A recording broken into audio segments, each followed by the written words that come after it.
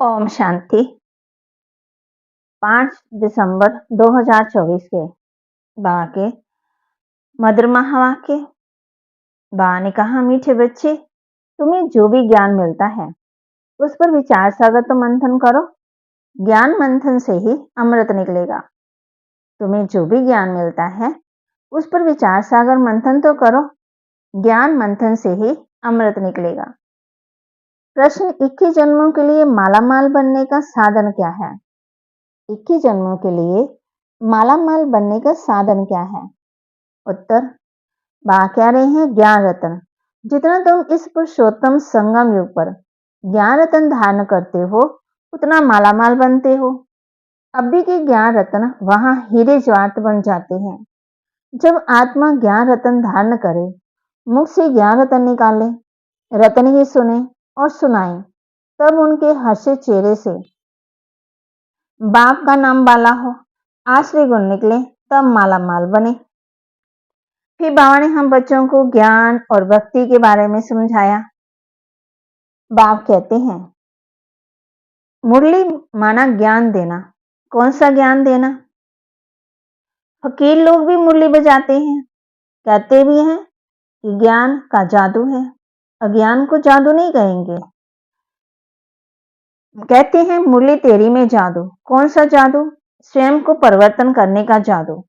जो मुरली सुनते हैं, दुनिया में लोग बजाते हैं, उसमें परिवर्तन नहीं होता है। फिर बाप आए, अब भी तुम हो पुरुषोत्तम संगम युग पर। फिर बाबा कहते हैं कि पुरुषोत्तम बन रहे हो ना, तो वातावरण भी बहुत अच्छा चाहिए।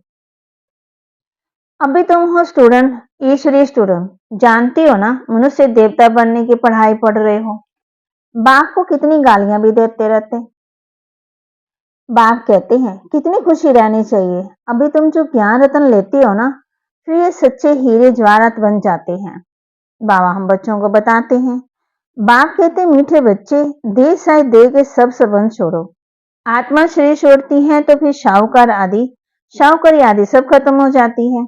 फिर नए सिर पड़े, फिर धन कमाए, फिर धनवान बने, फिर दान पुण्य करे। अगर दान पुण्य किया होगा ना, तो शाहूकार के घर में जन्म लेंगी। फिर कहते भी है ना, पास्ट कर्मों का फल है। नॉलेज का दान दिया तो कॉलेज धर्मशाला आदि बनाई होगी, तो उसका भी फल मिलेगा। फिर बाबा बच्चों को कह रहे हैं, तो बाप बैठ बच्चों को समझाते हैं, कलप कलप तुम ही सुनते हो ना, सृष्टि का चक्कर कैसे फिरता है। जानवर तो नहीं जानेंगे ना, तुम ही सुनते और समझते हो।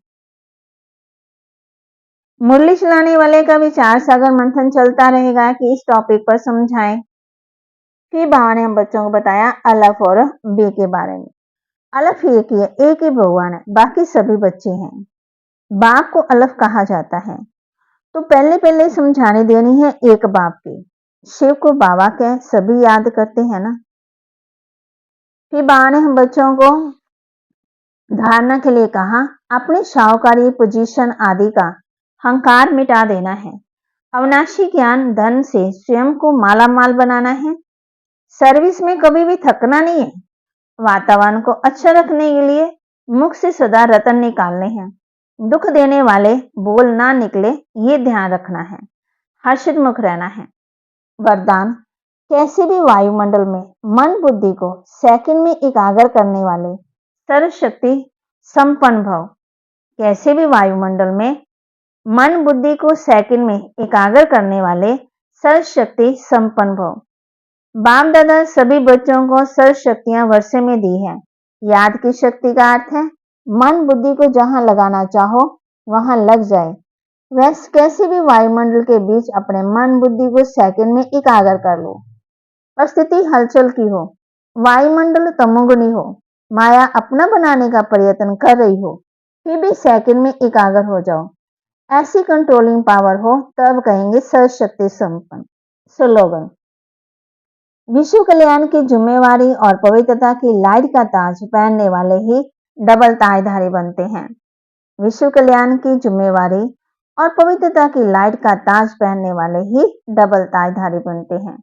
बाबा के महावाक्य को लाइक करना है, शेयर करना है और सब्सक्राइब करना है और अपने जीवन में धारण भी करना है। और सर्विस में कभी भी थकना नहीं है और मुख से सदा रत्न निकालते रहना है। दुख देने वाले बोल ना निकले, इस बात पर ध्यान देना है। हर्षित मुख भी रहना है। ओम शांति।